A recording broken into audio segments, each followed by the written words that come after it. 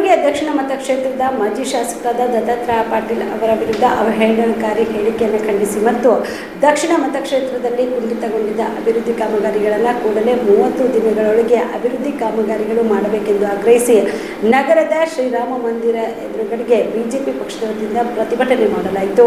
ಮಾಜಿ ಶಾಸಕ ದತ್ತಾತ್ರೇಯ ಪಾಟೀಲ್ ವಿರುದ್ಧ ಎಫ್ಐಆರ್ ಆಗಿರುವುದನ್ನು ಖಂಡಿಸಿ ಹಾಗೂ ಕೆಲವರು ಅವರ ವಿರುದ್ಧ ಅವಹೇಳನಕಾರಿಯಾಗಿ ಮಾತನಾಡಿರುವವರ ವಿರುದ್ಧ ಪ್ರಕರಣ ದಾಖಲಿಸಬೇಕೆಂದು ಆಗ್ರಹಿಸಿ ಹಾಗೂ ಕಲಬುರಗಿ ನಗರದಲ್ಲಿ ಅಭಿವೃದ್ಧಿ ಮಾಡುವಂತೆ ಆಗ್ರಹಿಸಿ ನಗರದ ರಾಮ ಮಂದಿರ ವೃತ್ತದಲ್ಲಿ ಬೃಹತ್ ಪ್ರತಿಭಟನೆ ಮಾಡಿದರು. ಈ ಪ್ರತಿಭಟನೆಯಲ್ಲಿ ದತ್ತಾತ್ರೇಯ ಪಾಟೀಲ್ ರೇವೂರ್ ಅಭಿಮಾನಿಗಳು ಹಾಗೂ ಬಿಜೆಪಿ ಕಾರ್ಯಕರ್ತರು ಮತ್ತು ಮುಖಂಡರು ಪಾಲ್ಗೊಂಡಿದ್ದರು.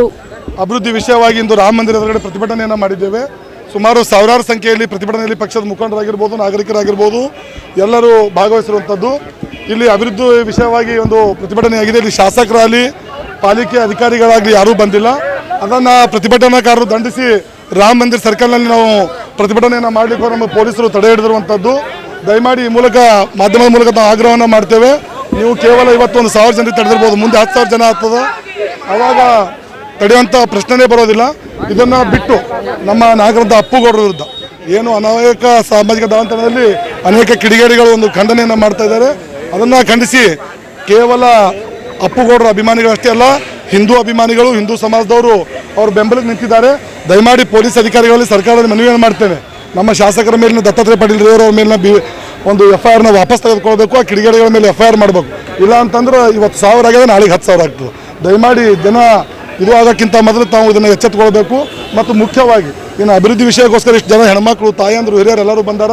ಅದರ ಪಾಲಿಕೆ ಅಧಿಕಾರಿಗಳು ಒಂದು ತಾಸು ತಡ ಮಾಡಿ ಕೇವಲ ಅಧಿಕಾರಿಗಳು ಬಂದಾರ.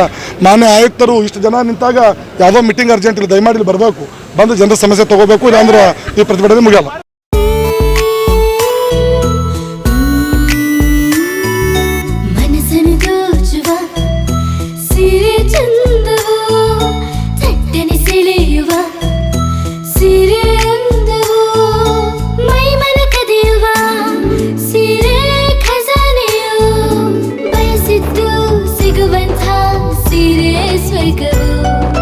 ಮದುವೆಯ ಸಂಭ್ರಮದ ಚಿತ್ತಾರದ ಸೀರೆಗಳು, ಶುಭದ ಕಾರ್ಯದಿ ಬಣ್ಣಗಳ ನರ್ತನ, ವಿಧ ವಿಧ ಸಂಗ್ರಹದಿ ಮನವನ್ನು ಅಪಹರಿಸೋ ವಿಜಯಲಕ್ಷ್ಮಿ ಸಿಲ್ಕ್ಸ್ ಸರಸಾಟಿಯಲ್ಲಿದೆ.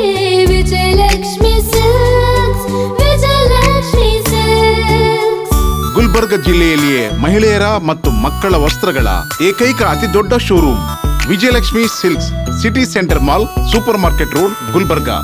ದಸರಾ ದೀಪಾವಳಿ ಹಬ್ಬಕ್ಕೆ ಬಟ್ಟೆಗಳು ಎಲ್ಲಿ ಖರೀದಿ ಮಾಡಬೇಕು ಅಂತ ಯೋಚನೆ ಮಾಡ್ತಾ ಇದ್ದೀರಾ? ಹಾಗಾದ್ರೆ ಚಿಂತೆ ಯಾಕೆ? ಮಿರಾ ಮೆನ್ಸ್ ಅವೆನ್ಯೂ ಬಟ್ಟೆ ಶೋರೂಮ್ ನಲ್ಲಿ ಪುರುಷರಿಗಾಗಿ ಹೊಸ ಲುಕ್ ನ ಬಟ್ಟೆ ಬಂದಿದೆ. ಹಬ್ಬಕ್ಕೆ ವಿಶೇಷವಾಗಿ 100ಕ್ಕೂ ಅಧಿಕ ಬಣ್ಣಗಳ ಕುರ್ತಾ ಸೇರಿದಂತೆ ಹೊಸ ಹೊಸ ಡಿಸೈನ್ ಉಳ್ಳ ಬಟ್ಟೆಗಳು ಇವೆ. ತಡ ಯಾಕೆ? ಬಟ್ಟೆ ಖರೀದಿಗೆ ಹಿಂದೆ ಬನ್ನಿ.